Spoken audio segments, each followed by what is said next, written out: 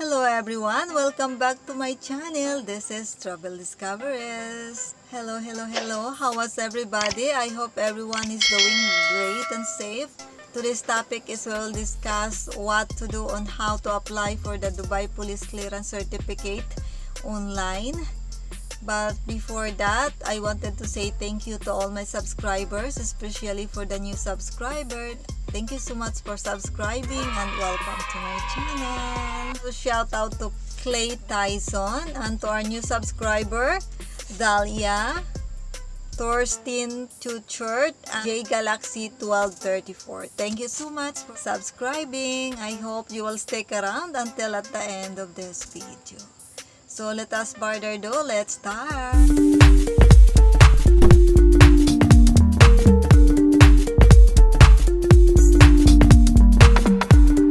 Disclaimer, this video is for educational purposes only and also based on my experience. Police clearance certificate is one of the requirements if you are applying for an immigrant visa or non-immigrant visa. If you work or live in other countries for at least 6 months, you need to secure your police clearance certificate. Right now, we are talking about the Dubai Police Clearance Certificate. This is the part 2 for the first video that I make it because some of our viewers, they have some comments about what to do, especially they don't have a copy for the Emirates ID, what they will do, or how much the payment. They have more questions. So right now I will answer those questions. Okay, tips on what to do on how to apply for Dubai Police Clearance Certificate online. First tips is prepare your documents before you fill out online on the Dubai Force portal.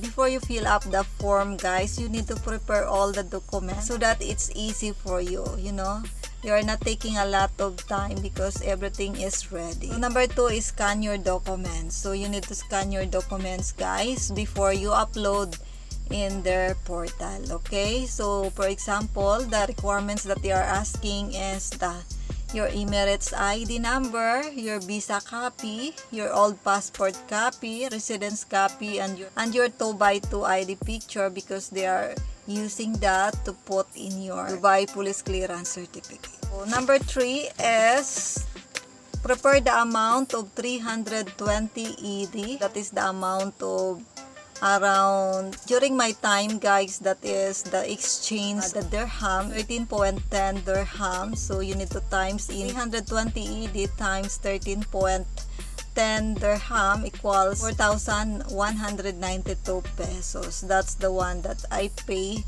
at Police Clearance Certificate of Dubai. Okay, so that is it. Depends for the exchange rate of the dirham into the Philippines peso. You should have your bank account to pay online. Yes, guys, you need to have your own bank account because you need to use that to pay through online. Okay, so if you don't have any bank account, you can borrow the bank account of your friends, your family, so that you can pay it. The payment section, it's easy only because there is instructions and all you need to do is to follow what the instruction on the screen. Okay, after payment, you need to wait for 1 week, then you will receive your police clearance certificate through email. If you have any problems, only after you pay, you need to wait only for 1 week and then you can receive now your police clearance certificate through email. They will send it to you. For me, it's different the scenario because I don't have a copy of my Emirates ID. That's why they are asking to get our fingerprint U.A.E stamp. They are asking me to get a fingerprints with the U.A.E stamp or attestation. So I do is I get the police clearance in my municipality, and then after that I set an appointment to the DFA for apostille. This I will put the link down below in my description box and you can watch also that video. That is the video how to set an appointment for apostille. Okay, just watch of that because I give the step process there how to do it, so please watch that. So you need to set an appointment for the apostille, and then if you are planning to apply for an immigration visa and you didn't know what to do, or you are busy for your work, don't worry guys, because I highly recommended to you the Filipino Visa, specialist for the immigration consultation services, such as the K1 visa, spousal visa, or family visas, and more. So what are you waiting for? Just click the link down below in my description box and you will be redirected to the Filipino Visa for more details. And don't you worry guys, because they have a free consultation, okay? So just click the link down below. They will ask you guys in the cashier is what you want, if you want to be regular or expedite.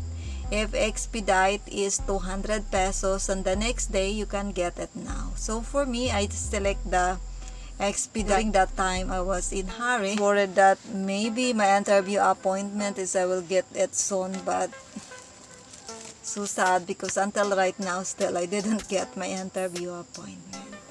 But it's okay. The most important that I get already my Dubai police clearance certificate. After you got your apostille, the next step that you need to do is to send your apostille to U.A.E embassy Manila, okay, for the stamp or attestation. And then another thing guys is the authorized service provider for the U.A.E embassy Manila is they are authorized only as the DHL Express. The payment, yes, it depends where you are living guys, because me, I am in Iloilo, so the service fee from Iloilo to Manila U.A.E embassy is I pay 554 pesos, okay, for the service fee. And then for the attestation or the stamp by the U.A.E embassy is I pay 2,350 pesos. I wait for 1 week and then I receive again the apostille that is already have a stamp, okay? So I wait only for 1 week, and after that I send it again, go to U.A.E Dubai Police Headquarters. All in all, I pay is 3,634.1 cents. The address of the Dubai Police Headquarters, I will put the link down below so that you will have a copy of their address, okay?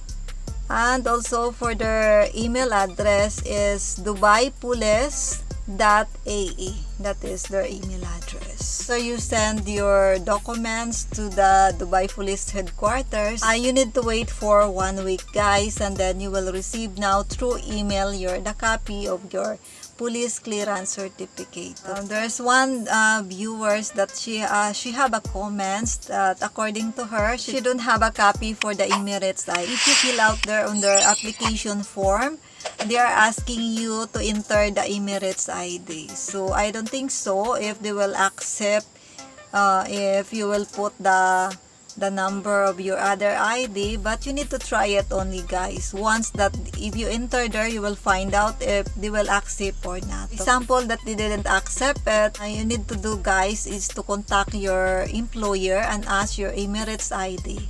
Or second is you can contact your agency and ask your Emirates ID. The requirements that they are asking is for Emirates ID copy, your old passport copy, and your 2x2 ID picture. Okay? If you are the same with me that you don't have a copy of your Emirates ID, they will ask you to get a police fingerprints. Taking a lot of time.